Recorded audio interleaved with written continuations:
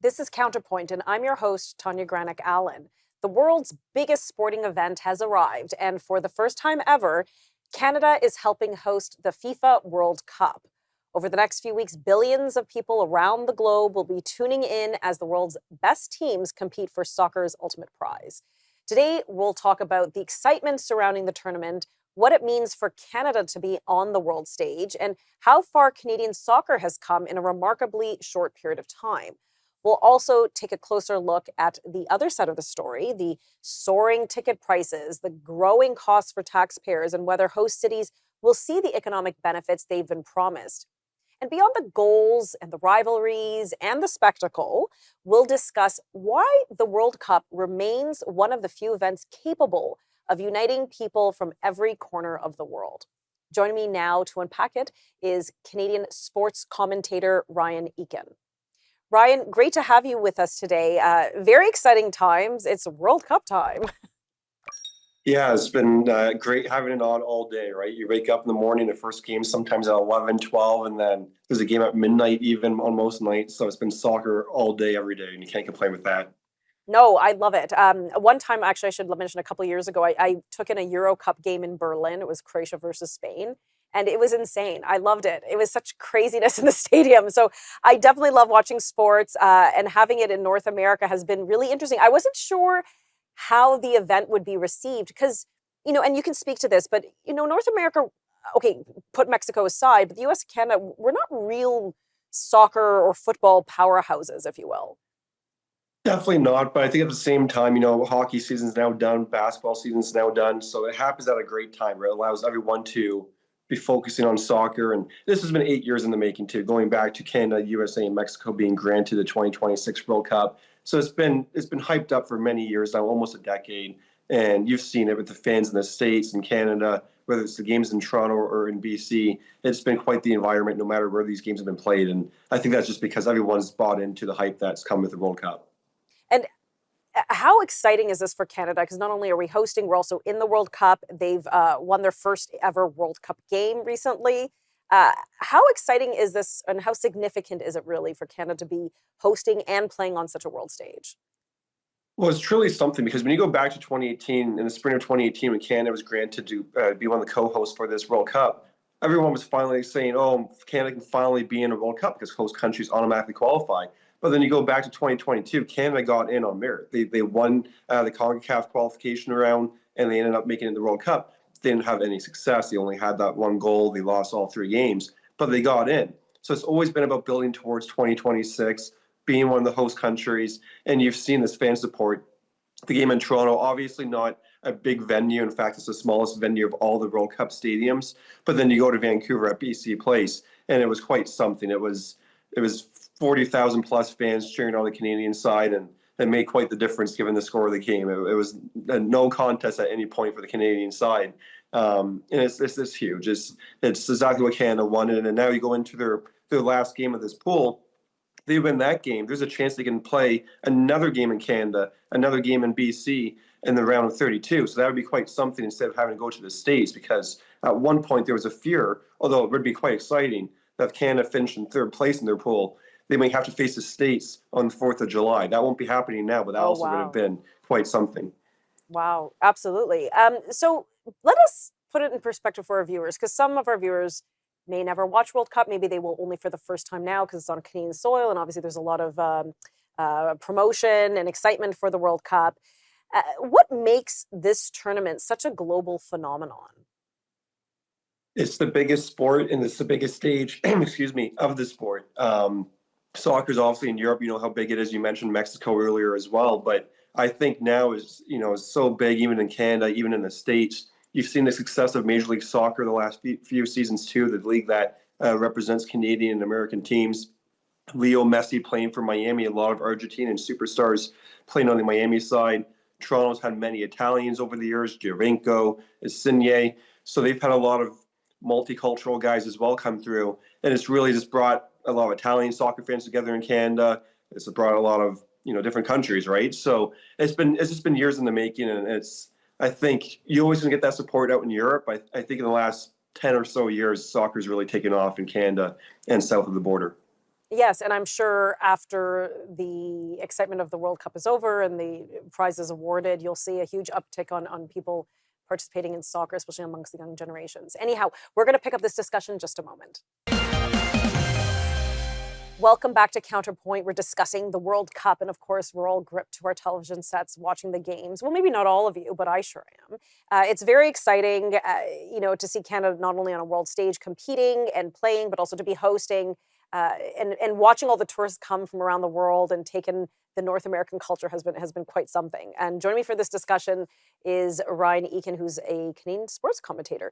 So, Ryan, we were chatting before the commercial break, why soccer is such a worldwide phenomenon. And I always appreciate, I don't know if there's any other sport where you see so much of a rags to riches story, where you get, young children who pick up a ball in a back alley in Brazil or, on the streets of Portugal and or some as a country in Africa where they can go from some small village town to an international star. And I think part of it is it's just a low cost sport. It's really accessible to so many. You don't I love hockey, I play hockey, but there's a lot of equipment involved. Whereas soccer, it's really a ball and your foot. Okay, eventually cleats and hopefully shin guards, but that's it.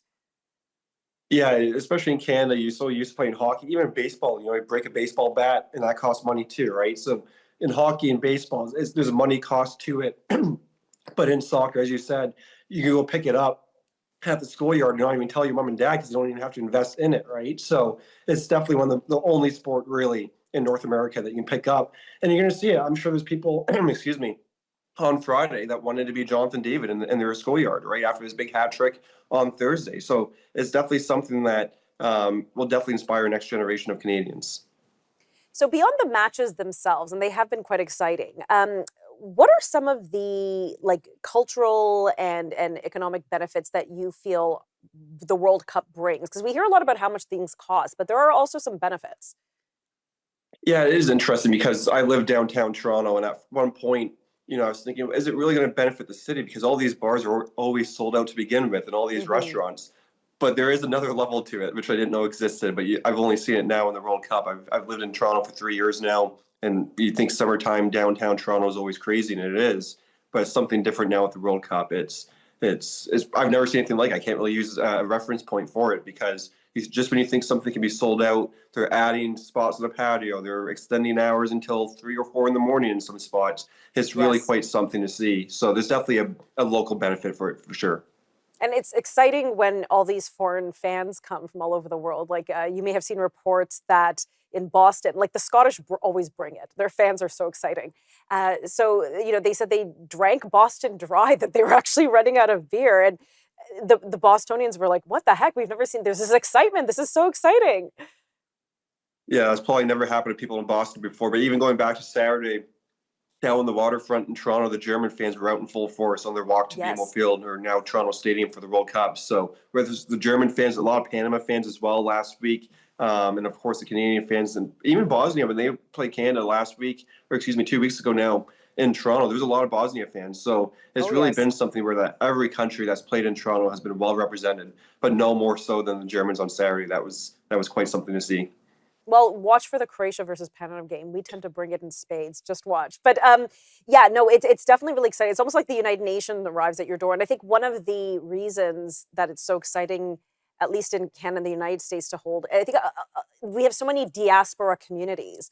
So even though many of us were born here, our parents may have been immigrants. So you're cheering Canada, you're cheering your parents' birth country. It's very exciting, and it's just kind of connect with all these folks from around the world. It's really quite neat, and everybody's spilling onto the streets and just partying and marching. Who knew, right? For example, you mentioned Panama. I remember thinking, well, are there really that many Panamanians in Toronto? I mean, I think I could count them probably in one hand. And then all of a sudden, there's thousands show up. Yeah, it's been quite something. It was actually funny enough. I knew a guy that was from Panama playing baseball in Ontario right now, and he missed the game last Thursday to go and see Panama play. So in Toronto, so it's something that everyone wants to attend. And the one thing I'll say as well is, Italy not making it probably made it a bit easier for the Canadian and Italian fans, where instead of being able to have to decide between Canada and Italy, at least for the first game, they were able to cheer for Canada. So that was probably the one benefit to Italy not making it, is it united the Canadians even more. Now, the ticket prices have been controversial, of course, with this. I don't even know if I would call it dynamic pricing. It sounds like just straight up price gouging. But do you think FIFA has lost sight of the average supporter and their games? Can I say they play too many? Yeah, I mean, no question. The ticket prices have priced out, you would have to say, well over a majority of Canadians. I'm sure the same case in the States. They were outrageous prices. Now, mind you, are the games sold out? Yes. So is it working for FIFA? Absolutely. And FIFA's bottom line. But when it comes to attracting more fans in, Soccer Canada's done a great job, I think, at trying to balance it. They have a lot of festivities going on, a lot of things going around the stadium to try to get fans out and about and have, core memories with their families and their sons and what have you, daughters. But in terms of being actually in the stadium, it's been next to impossible unless you're quite well off, which is what you would expect for a FIFA event, but it's definitely been the case this time around for sure in Toronto. Okay, we're going to pick this up in just a moment. Welcome back to CouunterPoint. We're unpacking all things World Cup, including the price tag, the benefits, who you're rooting for, who maybe we can project to win. And we're having that conversation here with Ryan Eakin. Ryan, thanks again for joining us. Again, it's been quite a phenomenon.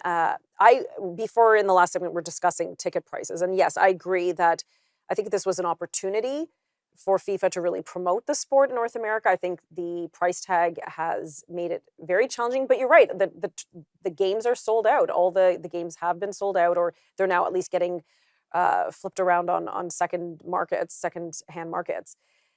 But do you think that us hosting this game will be that boost to really kind of have Canada grace the sports? You see a lot of the European immigrant children are now playing. Some from the Caribbean countries, African countries are playing on Team Canada. So, maybe now this will take a foothold in Canada?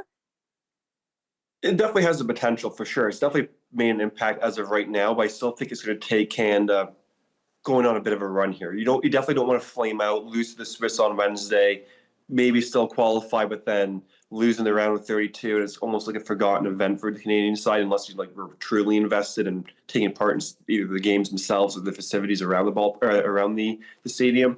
So I still think it's going to involve Canada going on a bit of a run, which is the same case when the Raptors won in 2019. It took a playoff run to truly embrace them, and back in the day with Vince Carter, that inspired the next generation of Canadian basketball players. So it's going to take Alphonso Davies having a special moment. You saw it on Thursday against Qatar, Jonathan David's hat trick. That was something the Canadian side can always now talk about and remember for the rest of their lives as they won their first ever game at the World Cup. So it's just going to take moments like that and reference points to keep the momentum going for the Canadian side.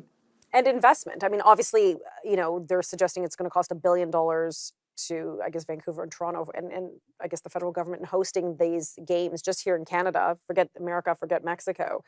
And of course, there's a lot of debate whether taxpayers are getting good value for their money, especially those who have to wade through Vancouver and Toronto's traffic, and carry on with their lives amidst the games going on. But does Canada need to invest more in their sports? Do we need to invest more specifically into football, into soccer? It's definitely something, I think a lot of money has been invested into soccer the last few years, just heading into the World Cup. But you go back to the Winter Olympics this past winter, so we're talking just a few months ago, there was a big conversation after that, after Canada really struggled in a lot of different sports, even if they had success in hockey, because that's, again, never going to be an issue in terms of putting money into Hockey Canada, at least right now anyways. But you look at the other sports, there's a really an issue, and a lot of people were wondering what's the state of Canadian soccer or Canadian sports. So that's something that the Canadian government's definitely been talking about, and it's something that a lot of Canadians are talking about too in terms of investing. We'll see how they do in the Summer Olympics in a couple of years, but as of right now, it's definitely a talking point that Canadian, on the Olympic side anyways, did not invest a lot of money from the government, and you saw it kind of bleed out a bit in the results, where Canada had a really weak showing when it came to gold medals and really just medals overall. And it's interesting in a country that, again, has really, I guess, embraced multiculturalism, where it seems, and I can say this as a child of immigrants, where it seems like, and from various immigrant nations, they come in and they kind of have a hard time integrating or finding a Canadian identity, if we even have one. That's up for debate. But sports is kind of like this unifying thing where people can rally around. It's this phenomenon where people can rally around sports as saying, okay, you know what? This will be our identity. This, we can at least brand around that. Did you find this to be the case, around the Canadian soccer teams, that the fans are from all sorts of, immigrant communities? For sure. I mean, you look at the Canadian team itself, it's not like it's a team full of natural born Canadians. Their best player, I know he hasn't made much of an impact yet just because of his injury, but Alphonso Davies is a refugee and he came here and he's now the face of Canadian soccer. And I've seen some people online, there's always this Toronto Vancouver debate. And I saw people saying, oh, it's only should be Vancouver hosting, only Toronto hosting. So there's always going to be some division within the two cities. And, I guess you always call it Toronto, in Vancouver, you call Vancouver Toronto West. So it's always some country fighting, I guess, between the people that live there. But this is if you can't rally around this and unite around this, you really do question what you can rally around as a country, because this Canadian team is made up of a bunch of different faces, a bunch of different backgrounds, yet they're coming together in the country with one goal. So if that can't unite the country, I really don't know what can at this point. Okay, we're going to pick this up in just a few moments.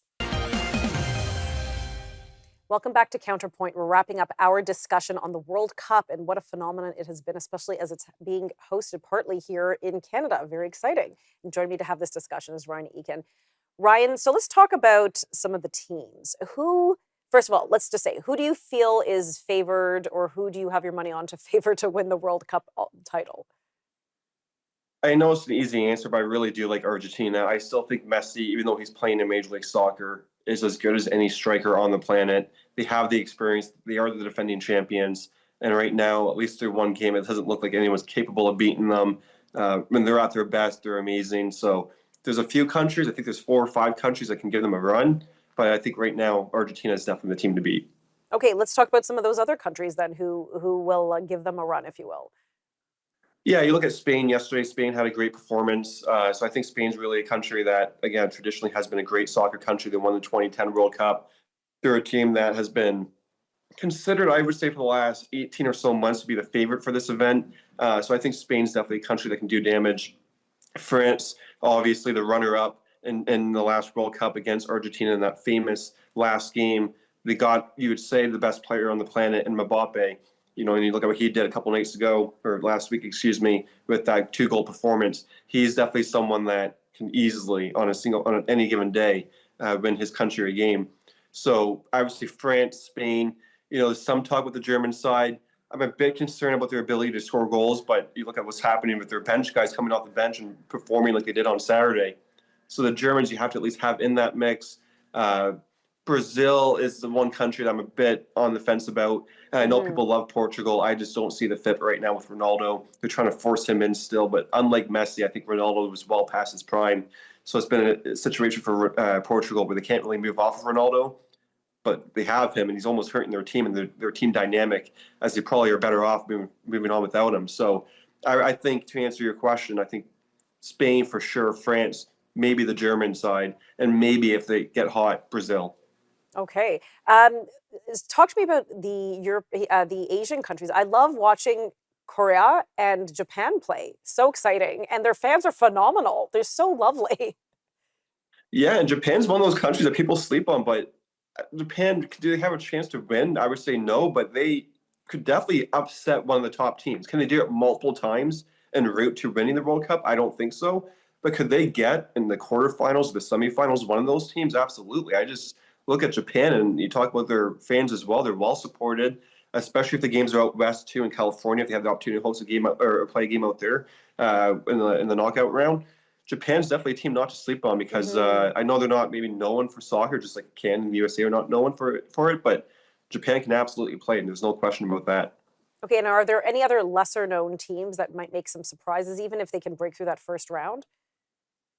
Yeah, I think, funny enough, I really do think Canada has a chance to upset teams here as they advance, especially if in the round of 32 they can host a game. Well, now they're in the Sweet 16. They use the March Madness term, so to speak, round of 16. Once you're in the round of 16, anything can happen. In the games for Canada, they're going to be well supported, I imagine, in the States.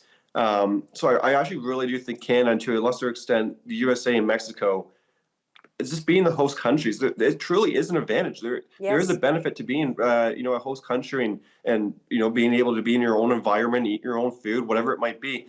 I really do think people should be watching out for these 3 CONCACAF teams right now.